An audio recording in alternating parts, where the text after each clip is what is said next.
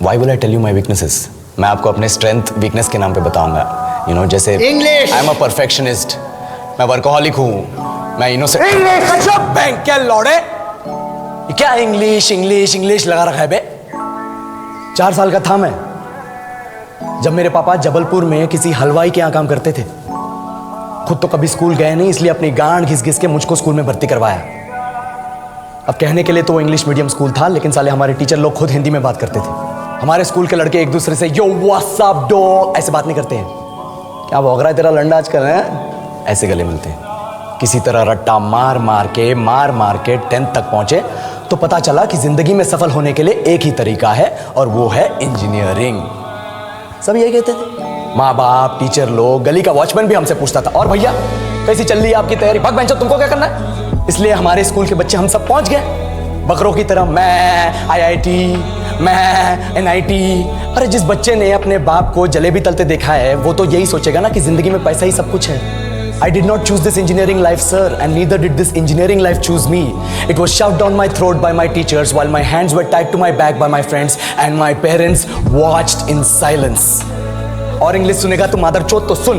10th के बाद 2 साल लग गए इस कॉलेज में घुसने के लिए. कोचिंग में निकाल दिए, ना कुछ खेले ना कुछ सीखे. और 2 साल बाद जब यहाँ पहुंचे तो पता चला कि बड़े शहरों के कॉन्वेंट स्कूल के पढ़े बच्चे जब अंग्रेजी में बात करते हैं तो मरे हुए फूल भी खिल उठते हैं.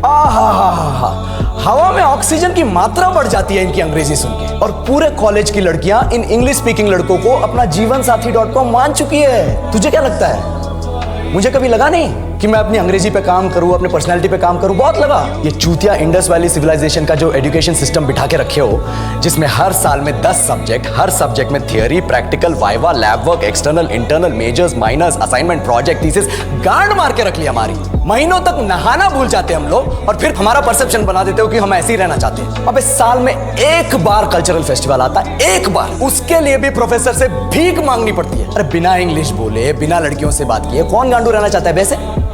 पर टाइम कहाँ है कुछ सीखने के लिए? लगे पड़े हैं कोडिंग सीखने, 3 लैंग्वेज सीख रहे हैं अलग अलग इंग्लिश छोड़ के. लेकिन जब प्लेसमेंट्स की बात आई तो सबको एप्टीट्यूड चाहिए, पर्सनैलिटी चाहिए, इंग्लिश स्पीकिंग चाहिए. It is not that we cannot speak English, sir. We are just very conscious of our diction and our pronunciation and we are not confident to speak in front of anyone else. If the curriculum was a little bit diverse, if the engineering colleges in our country focused on our all round development instead of functioning like a goddamn factory that is just mass producing robots by killing their dreams and handing out degrees, I would not be sitting here in this pointless HR interview, the likes of which exist only in our country. ये लो sir, बोल दिया मैंने 4 और line अंग्रेजी में. अब बताइए,